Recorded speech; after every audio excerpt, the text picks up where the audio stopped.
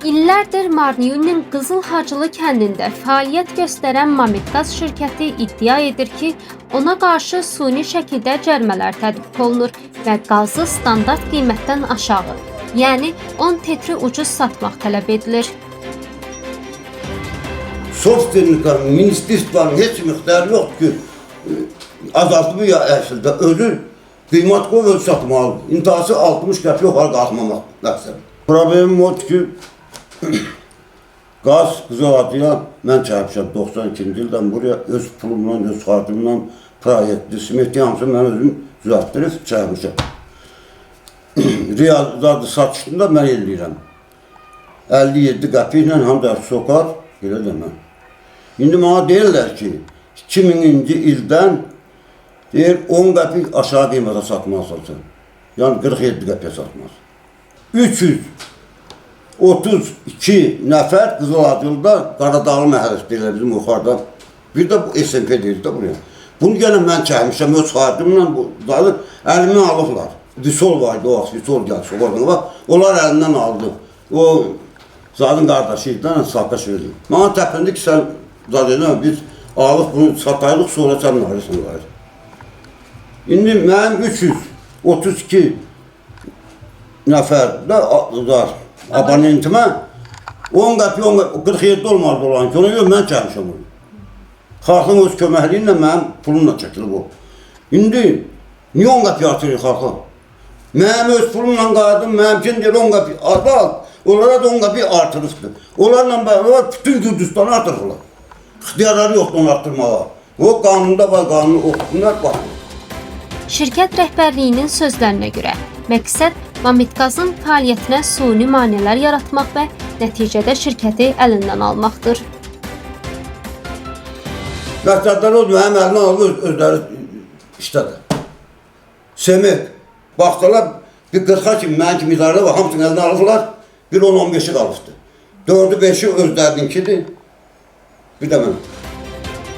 Şirkətin rəhbəri Nəriman Allahverdiyev bildirib ki, ilk cəriməni qəbul etmədiyi üçün Gürcistan Milli Enerji və Su Tənzimləmə Komissiyasını məhkəməyə verib.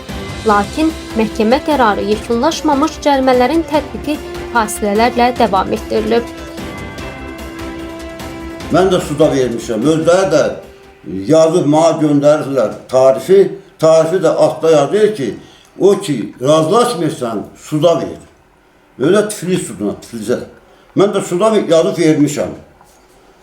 Yanvar ayının 20. yılı. Büyüne kimi su işe bakmıyor. Aradan bir yıl geçti, 22. yılda dəqiq bilmirəm, 50 müştəraf yazdılar ki, niye əkiltmirsən qiymatlı? Mən də yazıram ki, mən sudun qərarını gözləyirəm.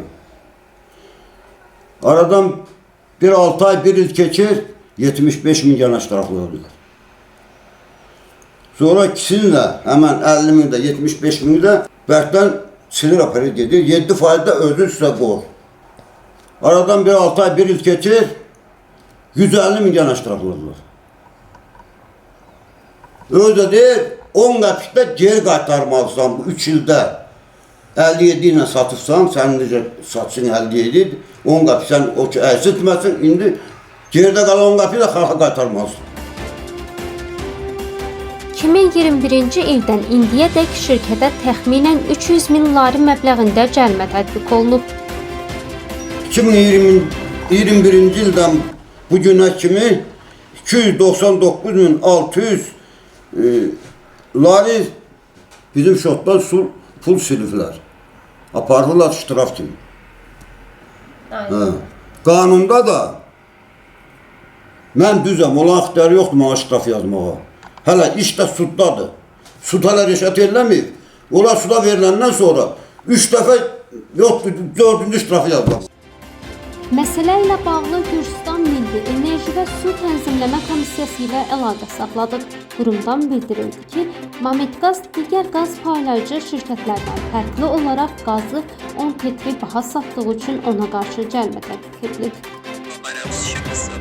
Mametqaz şirkətinə digər qaz paylayıcı şirkətlər kimi Gürcüstan Milli Enerji və Su Tənzimləmə Komissiyası tərəfindən müəyyən edilmiş tarif tətbiq olunub.